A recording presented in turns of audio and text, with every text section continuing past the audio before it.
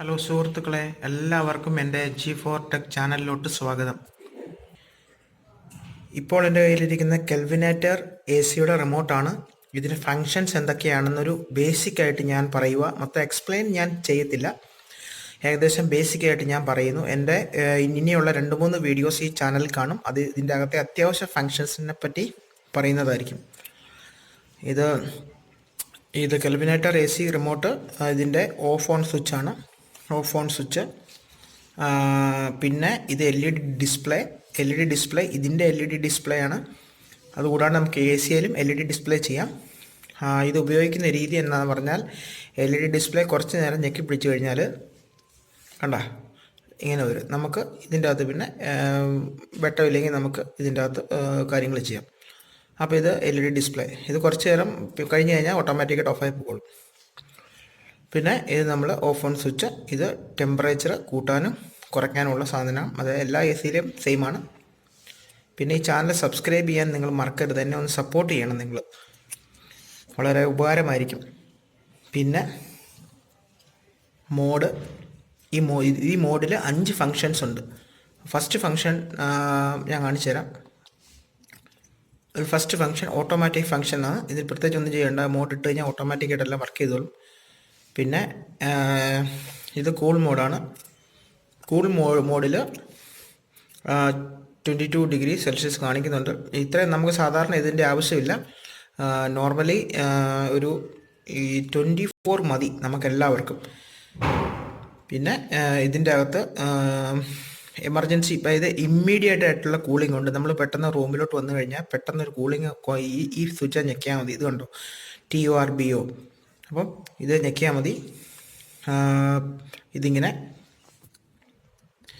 അപ്പോൾ ഇതും ഈ കൂളിനകത്തും പിന്നെ വേറൊരു മോഡുണ്ട്, ഹീറ്റ് മോഡ്. ഈ 2 മോഡിനകത്ത് മാത്രമേ ടെർബോ വർക്ക് ചെയ്യുള്ളൂ. പിന്നെ അടുത്ത മോഡ് എന്നാന്ന് പറഞ്ഞാൽ ഇത് കണ്ടോ, 3 വാട്ടർ ഡ്രോപ്സ്. ഇത് കാണിക്കുന്ന എന്നാന്ന് പറഞ്ഞാൽ, ഇപ്പം നമ്മുടെ റൂമിലെ ഹ്യൂമിഡിറ്റി ഭയങ്കര കൂടുതലാണെങ്കിൽ, അതായത് നമുക്ക് ഭയങ്കരമായിട്ട് വേർക്കുന്ന ഒരു സ്റ്റേജ് ആണെങ്കിൽ ഇതങ്ങ് ഓൺ ചെയ്ത് ഇടുവാണെങ്കിൽ അത്യാവശ്യം ഇപ്പം ഞാൻ പറയും ഒരു 80% ഹ്യൂമിഡിറ്റി ഉണ്ടെങ്കിൽ ഒരു 30% മാറും. പക്ഷേ ഈ മോഡിലിട്ട് ഒരു 1.5 മണിക്കൂർ കൂടുതൽ AC വർക്ക് ചെയ്യിപ്പിക്കരുത്. അങ്ങനെയാണ് ഒരുമാതിരിപ്പെട്ട AC കമ്പനിക്കാരൊക്കെ പറയുന്നത്. അതങ്ങനെ ചെയ്ത് കഴിഞ്ഞാൽ AC കേടാ. ഇത് AC ഒരു ഡീഹ്യൂമിഡിഫയർ മെഷീനായിട്ട് വർക്ക് ചെയ്യും. ഇതങ്ങ് ഇട്ട് കൊടുത്താൽ മാത്രം മതി, ഒന്നും ചെയ്യേണ്ട നമ്മൾ. പിന്നെ ഇതിൽ പ്രത്യേകിച്ച് കൂളിംഗ് ഒന്നുമില്ല. ഹ്യൂമിഡിറ്റി എടുത്ത് പുറത്ത് കളയുള്ളൂ. പ്രത്യേകിച്ച് പുറത്ത് മഴ പെയ്യുന്ന സമയങ്ങളിലൊക്കെ ആണെങ്കിൽ ബെസ്റ്റാണ്. പിന്നെ ഇത് ജസ്റ്റ് ഫാൻ മാത്രമേ വർക്ക് ചെയ്യുള്ളൂ ഇതിൻ്റെ അകത്ത്. ഈ ഫാനിൻ്റെ സ്പീഡ് കൺട്രോൾ ചെയ്യാം. സ്പീഡ് എത്രയാണെന്ന് വെച്ചാൽ നിങ്ങളുടെ ആവശ്യം പോലെ നിങ്ങൾക്കത് ഉപയോഗിക്കാം. ഏത് വേണമെങ്കിലും ഫാൻ. ഇതൊന്നും ജസ്റ്റ് ഒരു കൂളിംഗ് ഒന്നും ഇതിൻ്റെ അകത്തില്ല. ഈ ഫാൻ മാത്രം ഒരു വെന്റിലേഷൻ പോലെ അങ്ങ് വർക്ക് ചെയ്യും.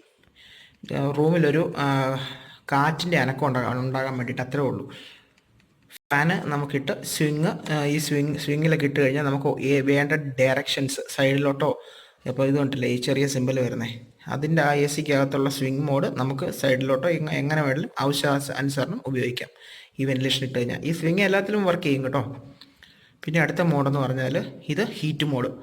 ഇത് നമുക്ക് റൂം ചൂടാക്കാനുള്ള സെറ്റപ്പാണ് ഹീറ്റ് മോഡ്. ഇതിൽ വലിയ കൂളിംഗ് ഒന്നുമില്ല. ഇത് ഉപയോഗിക്കാതിരിക്കുമായിരിക്കും നല്ലത്. കാരണം ഒത്തിരി കറണ്ട് വൈസ് കാശാവും ഇതിൻ്റെ അകത്ത് ഇത് ഉപയോഗിച്ച് കഴിഞ്ഞാൽ. അതത്രേ ഉള്ളൂ മോഡിൻ്റെ കാര്യം. പിന്നെ ഓട്ടോ ക്ലീൻ ഞെക്കിക്കഴിഞ്ഞാൽ നിങ്ങൾ പിന്നെ ഒന്നും ചെയ്യേണ്ട. ഒരു 10 മിനിറ്റത്തേക്ക് AC-യുടെ ഇതുപോലെ ഇരിക്കും. 10 മിനിറ്റ് 5 മിനിറ്റ് ഓട്ടോമാറ്റിക്കായിട്ട് AC അതിൻ്റെ അകത്ത് തന്നെ അതിൻ്റെ കുറേ കാര്യങ്ങൾ ചെയ്ത് സൗണ്ടൊക്കെ കേൾക്കും, ഓട്ടോമാറ്റിക്കായിട്ട് ഓഫ് ആയിക്കോളും. അതൊരു 10-20 ദിവസം കൂടുമ്പോൾ അത് ചെയ്യണം എന്നാണ്. പിന്നെ ഫാൻ ഞാൻ പറഞ്ഞു. സ്ലീപ്പ് മോഡ് എന്ന് പറഞ്ഞാൽ ഇതിൻ്റെ ഒരു 3 മോഡുണ്ട് സ്ലീപ്പിനകത്ത്. സ്ലീപ്പ് മോഡ് വർക്ക് ചെയ്യുന്നത് കൂൾ മോഡിലേ വർക്ക് ചെയ്യുള്ളൂ സ്ലീപ്പ് മോഡ്. ഇപ്പം കൂൾ മോഡിലും ഹീറ്റ് മോഡിലും. അപ്പോൾ ഈ മോഡ് ഇട്ട് കഴിഞ്ഞാൽ നമുക്ക് ഇതിൻ്റെ അകത്ത് സ്ലീപ്പ് ഇട്ട് കഴിഞ്ഞാൽ പിന്നെ നമുക്ക് ഇതിൻ്റെ കാര്യം എന്താണെന്ന് പറഞ്ഞാൽ, ഇത് പ്രത്യേകിച്ച് ഒരു ഇതായിട്ടില്ല ഈ AC-യിൽ.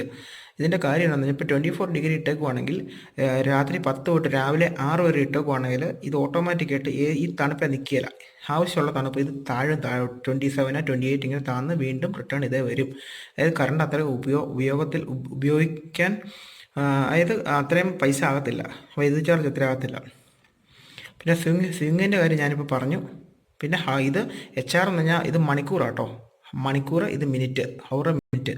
ഇതിങ്ങനെ ഇത് കാരണം എന്ന് പറഞ്ഞാൽ ഇതിപ്പോൾ നമുക്ക് AC ഈ ബട്ടണില്ലേ അല്ലെ ക്ലോക്ക് ഞെക്കി കഴിഞ്ഞാൽ നമുക്ക് ഈ സമയം സെറ്റ് ചെയ്യാം. ഇത് ബ്ലിങ്ക് ചെയ്യുന്നുണ്ടോ 19:53 എന്നുള്ളത്.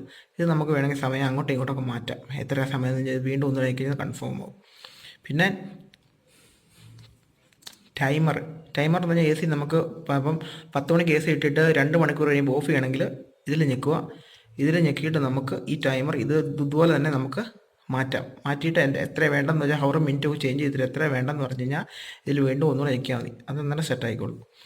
അപ്പം ഇത്രേ ഉള്ളൂ ഈ കെൽവിനേറ്റർ ACയുടെ ഈ റിമോട്ടിൻ്റെ കാര്യങ്ങൾ. വലിയ കാര്യമൊന്നുമില്ല. അപ്പം നിങ്ങളെല്ലാവരും എൻ്റെ വീഡിയോ സബ്സ്ക്രൈബ് ചെയ്യണം. ഇഷ്ടപ്പെട്ടെങ്കിൽ ഒരു ലൈക്കും കമൻറ്റും ചെയ്യാൻ മറക്കരുത്. Okay friends, thank you.